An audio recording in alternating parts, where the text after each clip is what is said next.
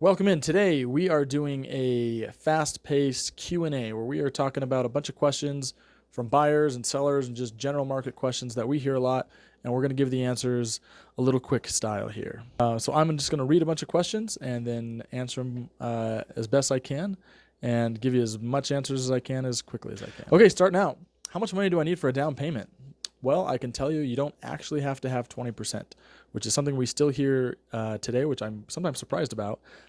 Although it's been widely encouraged by some voices out there, you don't actually have to have 20% down payment these days. You can get away with as little as none to like a 3 to 5% down payment.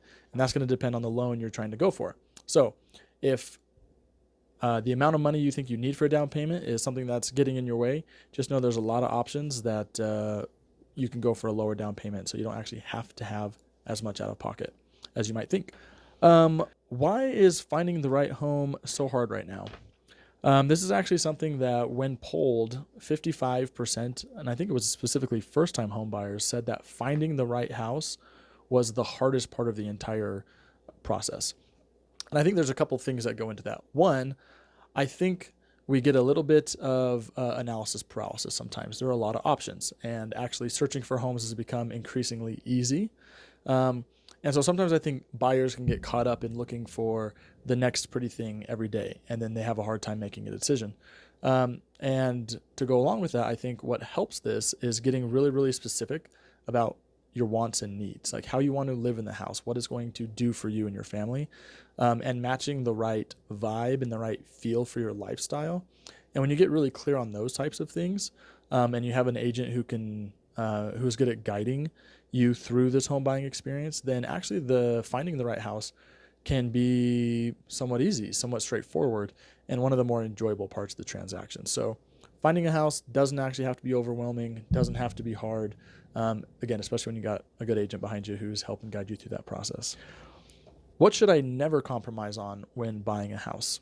Well, you can always repaint, but you can't move the house's location. So I think one of the things you shouldn't be compromising on is where you're living and the communities you're living in. So as always, it's location, location, location. Don't compromise on location.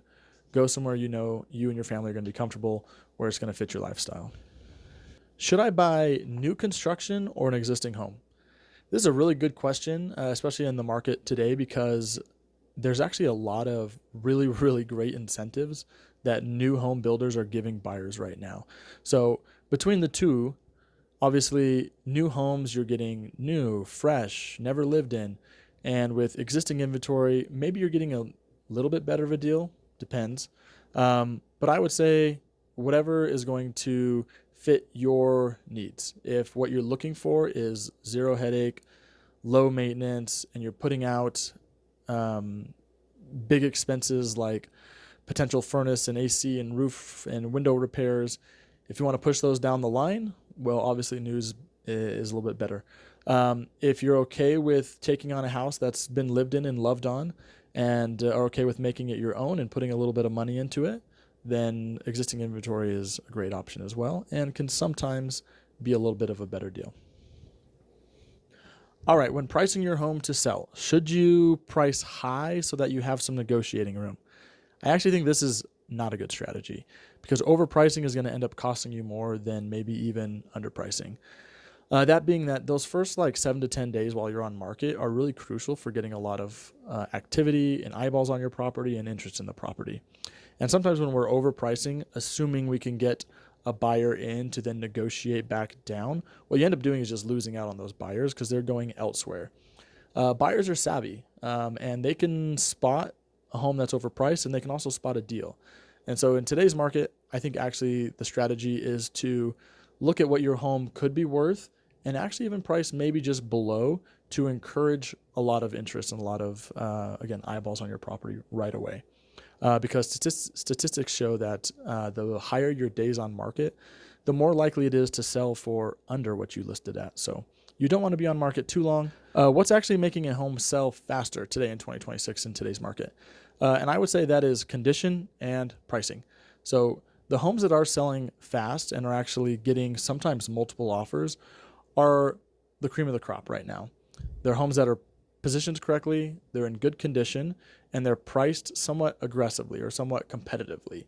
And that is bringing a lot of interest and a lot of buyers who end up fighting over these kind of like top percentage, like the best looking, the best priced homes on the market right now. So if you're wanting to sell quickly, you really got to have a good strategy around your pricing, and you really got to make sure you've dialed in the condition and the presentation of your home, because buyers right now are comparing your home that you live in to the brand new model homes that they're walking through from all the new construction. So the more we can get your house really dialed in, then the faster and the better it's going to sell. Okay, what updates are worth doing before selling your home right now? This is a question I got asked a lot as an appraiser. People would ask, what can I do to like increase my home's value? And usually the answer to that question is you're maybe going to break even. If you try to remodel a kitchen, you maybe get dollar for dollar what you put into it. So renovating isn't always the answer. What really is the answer is a lot of little things. Really, a nice fresh coat of paint, fixing up little holes in the wall, cleaning, decluttering, organizing, not deorganizing, but organizing, and making the home feel a little bit more fresh, a little more clean, a little more put together. Those types of things are low cost, but they're actually very, very high yield. And they help buyers walk into a home and feel like what they're getting is not a project. And what they're getting is a clean slate for them to move in and start over on. Okay, what are some mistakes that buyers are making right now? I think this comes down to clarity. I think buyers sometimes jump into going and looking at homes without being really clear about what they want. And what happens when they do that is that the home buying process ends up taking a lot longer than it could or should. And the buyers end up getting a little burnt out. And that kind of just adds stress and anxiety into what can already be a somewhat stressful and anxiety-ridden process. And I think you can avoid a lot of that by getting really clear about your wants and your needs and your desires before just jumping in and going to look at houses and setting up a bunch of home tours. Because like I said, that can burn buyers out kind of quickly and ends up leaving a kind of a bad taste in your mouth. So get clarity first before jumping into the home buying search. What mistakes are sellers making right now?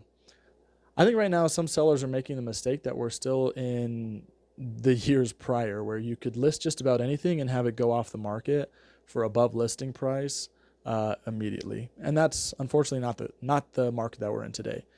Buyers are really picky. And so sellers need to be very specific and very careful about how they're listing, what their strategies and pricing are, and how their presentation is coming across to buyers. You can't just throw anything on the market today and have it be gone instantly, unfortunately. What's something that surprises people about the market today? I would say the fact that there are still homes that are receiving multiple offers and end up in competing scenarios that may get bid up slightly. And like I said in some of the other questions here, those are the houses that are the most well presented and the most competitively and strategically priced. There are a lot of homes, there are a lot of buyers who are looking for the best they can get right now in the market. Prices are high, buyers are picky, and so again, the really, really well done listings are still getting fought over by the buyers that are in the market. Meanwhile, the listings that aren't presented well and aren't priced well end up sitting higher days on market. So what's surprising? A lot of homes are still getting bid up right now.